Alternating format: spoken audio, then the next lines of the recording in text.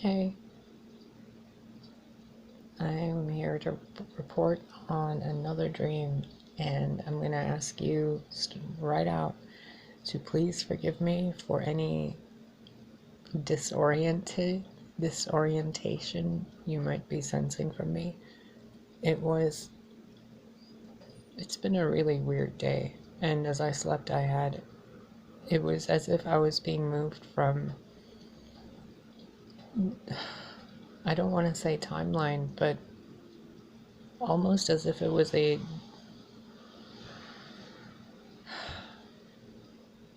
different images from different timelines of life. It was like someone was showing me these pictures, and then these pictures came to life, and I was in them.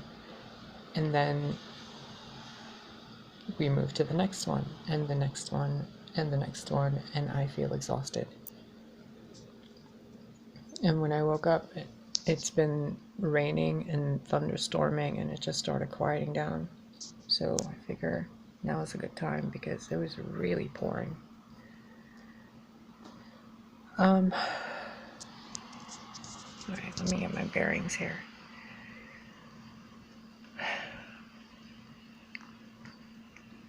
The way it started was I was on this ship, and this ship wasn't one that like travels through space. It was one that space travels through the ship. The ship itself wasn't made out of a substance that we know. It was more like a diamond, but filled with light.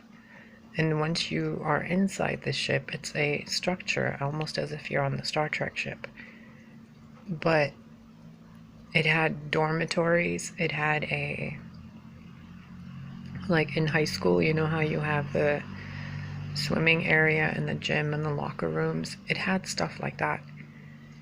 And there was this cafeteria place, and then this big, huge lobby that had a gorgeous fountain with a statue of, I think it was a statue of a goddess, or a female wearing a robe, like cloth and flowers and plants all over her with this fountain around. And it was like a community area of the ship. And in the ship there were these kids, and by kids I mean people under the age of 21, kind of. Like they looked like they were under 21. From like a year old to basically there were toddler little munchkin kids running around, and adolescents and stuff, and the actual adults that looked like they were over 30. And no offense to any younger person, but these people looked like they were past their age of 20, 25. They were older than that. Even the older people with like the more mature people with the white hair that you think by then they would have wrinkles, they were perfectly fine. Their skin was healthy. They were gorgeous. They had this beautiful like silvery white hair instead of like hollow white hair. I don't know how to describe it. It looked like strands of silver and white. And one of them walked next to me, and she stood there in this uniform, and she had the most piercing blue eyes and the most gorgeous, like, it was like golden light was coming out of her head as hair. And she stood there and she's like, "You ready?" And I looked at her and I felt like, no. And she's like, "Okay, good, let's go." And we walked towards this room where it was dark when you walk towards it, but then once you're in the room, it's an entire other like area. And there were these holographic computer screens that were almost like they were being displayed on crystals. So if you're looking at this screen that they were showing me, if you stand a little to the left or a little to the right, or if you tilt your head, you can see in 3 dimensions through the screen, through this crystal. You can see all the facets of that experience. It was almost as if it was a moment in time that was recorded in this crystal, and they could replay it through this electrical liquid lightning. It was weird. It like zapped the crystal, and the crystal came to like this glow, and then this image appeared in it, this like movie. And she was showing me a history of a being, but she was talking to me as if it was me that happened to. But while like I'm watching this thing happen, she's telling me that it happened to a different version of me and she didn't say cloned, but that I'm that person regenerated, or not replicated. But the thing that it made me think of while I've been awake trying to make sense of this, actually I'm just going to explain it because I don't want to add more information in here that isn't relevant to the dream. What she showed me, and her name, by the way, I don't know, well, maybe I'll leave the name out. This officer lady, she showed me this woman who was both, it was almost as if it was a different type of species. It wasn't male or female, it was both, but it was also completely androgynous, and like it confused me looking at her to see if it was male or female, because it was so perfectly 50-50. And it didn't look human, but it was humanoid. Like if you saw this being on the street, you would think it's I don't want to say Pleiadian or Nordic, because it looked like an original race of like angelic human. It was pretty.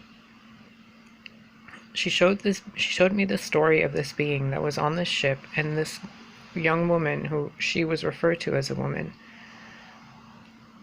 had an issue with her father, who was the commander of this ship or something, like a ruler of a planet, something that had happened on this planet, where what I was shown is the story picked up while they were on the ship, but the backdrop of the story was going on behind the image of the screen, and it looked like there was some issue on a planet. They left the planet, they boarded the ship, this light went around the ship, and the ship wasn't next to that planet anymore, it was next to Earth. And from there was an issue with the father and this daughter, this androgynous daughter being. And she was supposed to do something for her father, which wasn't, like, when that part showed up, it was like the crystal was glitching, and I wasn't able to comprehend exactly what was going on. Maybe I was glitching and I didn't have the conscious awareness in my dream to process it all. But there was an issue, and the quote-unquote me that I was watching, the historical me in that experience, got into this shuttle ship, which was like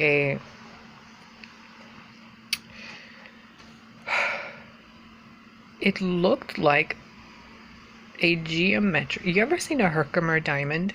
The ones that are really geometric and they're angled like a Lamborghini. It looked like that, but crystalline. And she got on this ship, and she left the main mothership and went through, attempted to go through the atmosphere from the top of Earth into Earth. But there was so much light coming off of the surface of the planet that it interfered with the way the lightship itself worked, and she crashed on top of this like sheet of glass. It was strange. It was like an ocean of glass on top of what you would think would be the air or the atmosphere. But because of the ship's ability to manipulate light to travel, she flipped. It was like this being fell through the ship, traveled through the light, fell through the glass firmament, I guess, and fell through the planet. While she's falling, it was almost as if she translocated, not teleported, but moved with the light into like the surface, not on the surface, but into a volcano surface. Like she fell through the volcano, and then what I was shown is this being trapped in stone with just a couple of appendages, like from her hand, out of the stone. And she was like solidified in this lava rock area of this mountain that she fell through. And then it was these sparkles of like blue glass and like these emerald looking shards of glass falling down. And it looked like this beautiful comet streaked through the sky, and it was just shimmers of sparklies coming down. That scene was like the crystal was turned, and then I saw this like rescue squad kind of thing, where they got her out of or they carved the rock and got her out of it, and then from the piece of her that was left, they replicated it, and she said that that's me. So like they regenerated her from that, and then it was me that was her, but she's me, and I'm like the new me. And the reason why I've been on that ship is to go through this process where they call it a consciousness evolution, consciousness evolving, lifelike operating system or something like that. It was like the word cello or cello, something like that. Maybe it was like Ocellus. It was something with an OCCE and then an L or two L's, whatever. This program, this machine, creates a illusion, like these people that are being replicated or healed or cloned or generated or grown from labs, they're into, or even normal people, like just people on the ship that want to evolve, they go into the machine, and these things plug into the body, and the being that's in there goes into this coma state where the body regenerates itself completely without the consciousness in the way, because the body apparently has a program within it that it will always restructurize itself unless commanded otherwise by the consciousness. So they remove the consciousness from the body, put it into this machine, like they transfer through this electrical crystalline current, like this liquid light. And once they're in this machine, they experience life as if they're in a different timeline, like a different era. So you can program it to be in like the Western world, or like the West, Old West, or ancient samurai times, or any era you want, so that you can learn so that you grow up with human compassion, basically. Like this machine trains you, teaches you, and has you living lives as if you've actually lived those lives, so you can gain 10 lifetimes in the span of like 2 hours. And there were a bunch of people there, like a whole, almost like enough people to fill a city, of all these children and adults and babies, different races, different species, different mixes of species. And they were all being, what's the word? They were being taught how to be, really, it was like they were being taught how to be good people. So some of them were going, the programs that they were experiencing, there was little monitors next to each bed or each pod that was showing what they were experiencing. And then she was showing me that where my body was and what I was experiencing was this current timeline, in addition to a few other ones, because apparently each person has a different purpose, and some of us have to experience more things so that we can either lead or heal or guide or whatever. So she's showing me all of this, and as I'm looking at all of these people in these pods, and I see myself, but it's not me. It's this different version of me. And when I'm looking at, I remember looking at this other version of me in this dream, and my mind started freaking out And I felt this like ache in my chest. And when this happened, she like picked me up, like grabbed me as if I was this. It was almost as if I was floating around her, as if I wasn't walking. And she picked this thing up, which was me, but it wasn't me because I couldn't see me. I could just see, but I couldn't see me, almost as if I was floating next to her in this like, as a pixie or something, I don't know. And the next thing that the dream went to is me coming to that window through the rain, seeing my physical body in the next room, sleeping, and I was hovering outside this window. And then I turned around and looked in the city, and there was this red mist everywhere. This like thick red mist. And I thought, how far does this go? And as soon as I thought that, I was on top of the entire state that I live in, and I was seeing most of the Midwest of the United States covered in this red mist. I mean, it was as far as I could see. So it might have been the entire country. And when I asked in my dream, like I was thinking, what is this? I was shown, and like it was this knowing and this mental imagery in this dream. Like in the dream, I was having another imaginary dream of what this mist was. And it's this, the fear and the negative energy and the bad things people say, the things they repress and they pretend that it doesn't exist, their survival fears, it was like a mist from the red root chakra, basically all over the place. And when I saw that, I instinctively knew that this mist had to be cleared, and that in order for it to be cleared, something massive had to happen. And when I had that realization in the dream, I popped over on top of Brazil, I think it was. Or maybe it was Africa. It was like maybe it was actually the Amazon after it had burned, because it was fields and there was like a few scattered trees and there was just a lot of soil. And I saw from the soil all of these new plants and new life and new everything growing, but it wasn't it was like a superimposed image on top of another image. One image was this beautiful lush rainforest, the other image was this desert, and in between was all this dirt, soil, and destruction. So I apologize if it sounds confusing. I'm doing the best that I can with this.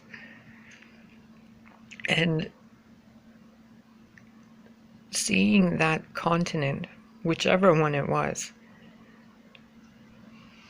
the clouds that were there were moving so fast. It was like time was spinning and the planet was spinning, and I saw all the different countries on the planet that were like the places where there were deserts, the places where there were forests, the places where there were cities, the oceans, the places where the continents look like they're solid and they're not splitting.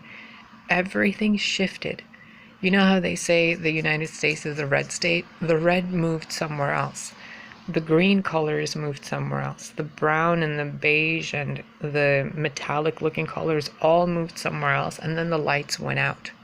Like, it just looked like it was nighttime across the entire planet. And then these little glimmers of light started picking up again and lighting up. And it was like little villages or cities, little... What is that painter's name? He paints really, or he used to, I don't know if he's still alive or not. They look, oh, here. They look like that. Like that kind of lighting. But if you're watching it from the top of the planet. And they were going, like lighting up all over the world in these little... I don't remember this painter's name, but he does some of my favorite stuff. They were all lighting up. And the world looked really different. Really, really different. And when I looked up, because I was looking down, and I was floating, but I didn't have a body, and I was seeing all of these things happen, and I looked up and I saw these like, they looked like submarines for space, and they were up there and they were sending down these beams of, like, it looked like comets, but they were falling down instead of falling at an angle. And as they were falling down, they were hitting this like glass firmament looking thing, and then the light, like the comet, would hit, and then it would, flatten out like that, and then this little glimmer would fall down from there, and these little glimmers fell onto the surface of the earth, and then they bloomed into a whole bunch of other lights. Each light fractaled into a whole bunch of other lights, like a raindrop falling and scattering into a bunch of other raindrops. It was pretty. It was so beautiful. That, like, it was like a glitch in what I was experiencing. From that, it went into this other state where I was having a conversation in a group of people, but I was human, but I looked more like the being I was shown on that ship. And we were all in this group, and the only reason I know what I looked like is because there were these mirror-like pools of water in between each of us. Like, each of us that were sitting had this strange, bowl of water in front of us. And it was like a council meeting. And each of us was supposed to go and be in a position where we could create these, I don't want to call them sanctuaries, because it was like the entire planet was a sanctuary, and we were regrowing the world, like little communities, little villages, little tribes.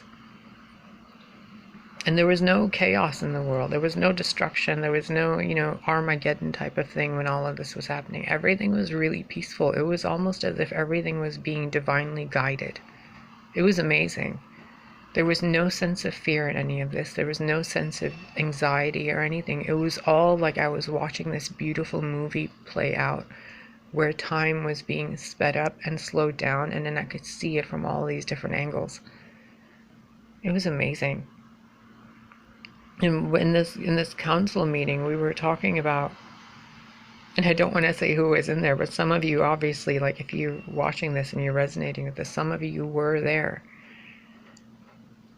We were supposed to be doing stuff here, like, in that time when it shows up, we're supposed to be,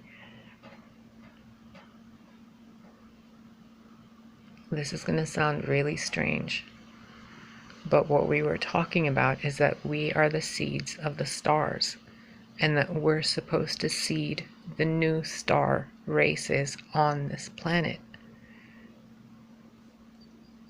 Oof. And when we were talking about this in this group, I was shown the energetic field of the human, that each human body is actually a seed.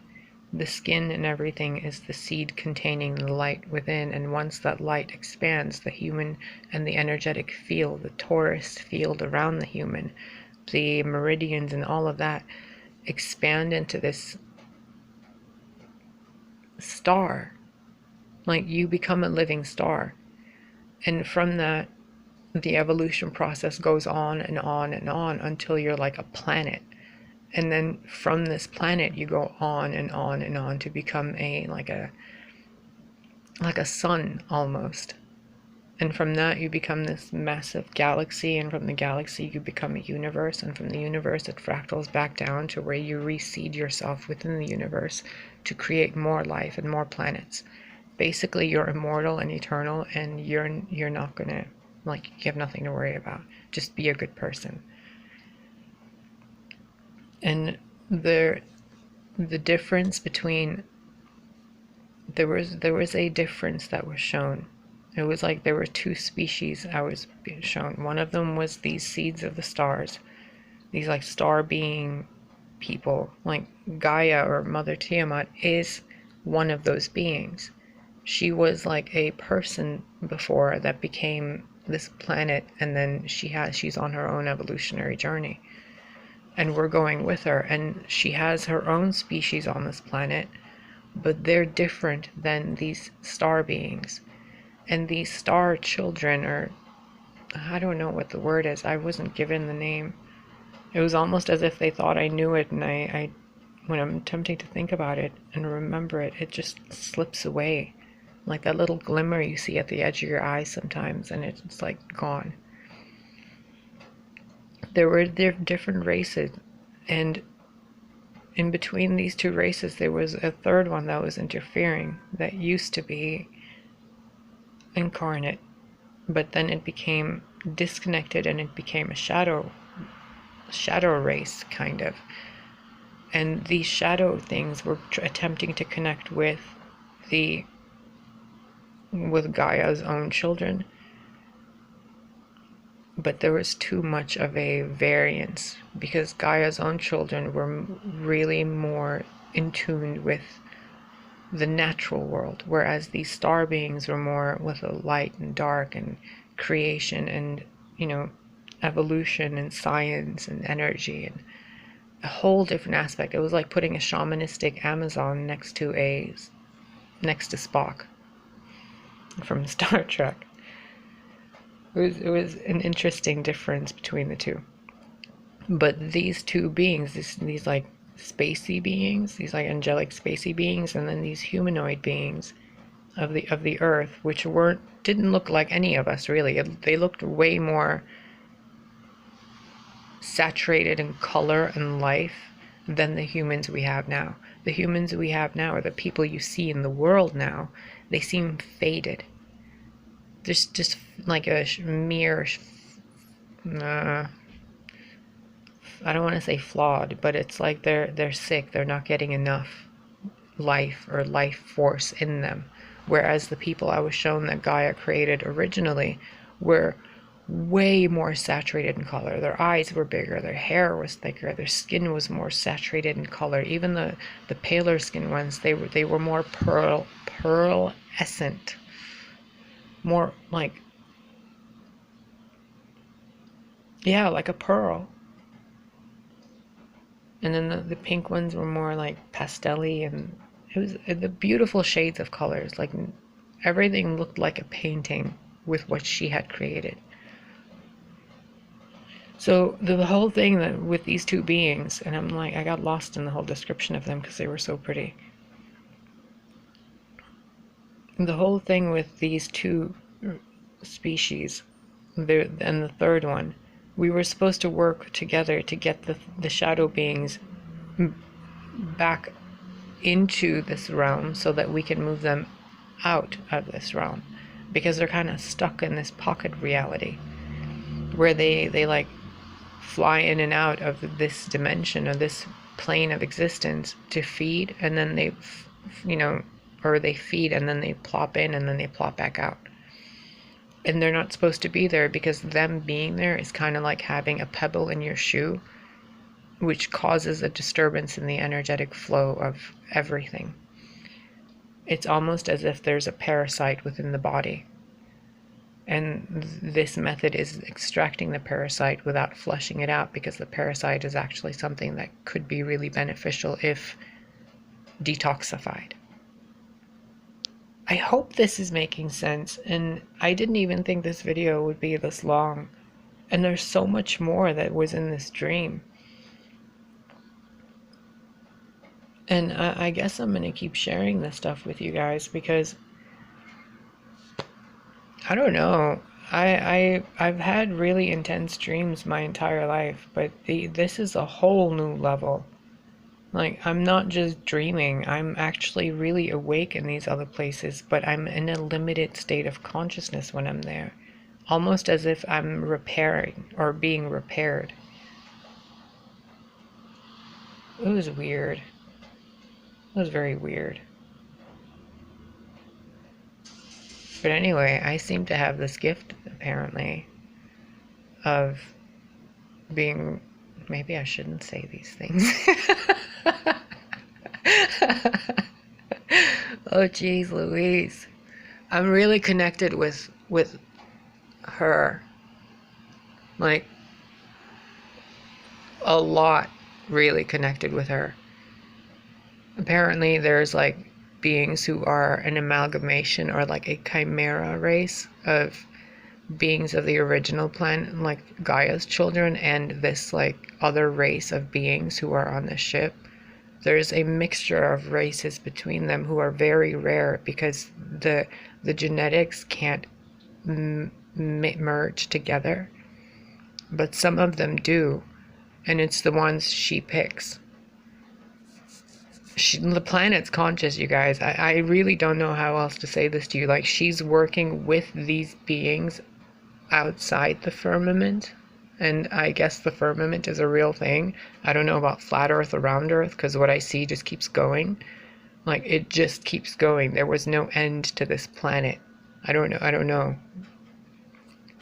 But she's working with them to create a different race because there's been enough war, there's been enough conflict, and everybody wants to work together to create a different and better reality. And the other thing, before this video cuts out, it's not what year is it? It's not 2019. We're apparently experiencing what I was shown again with these crystals. We're experiencing a different timeline that would have gone past a certain point in time so that we can see the mistakes that we would have made had we continued on this path.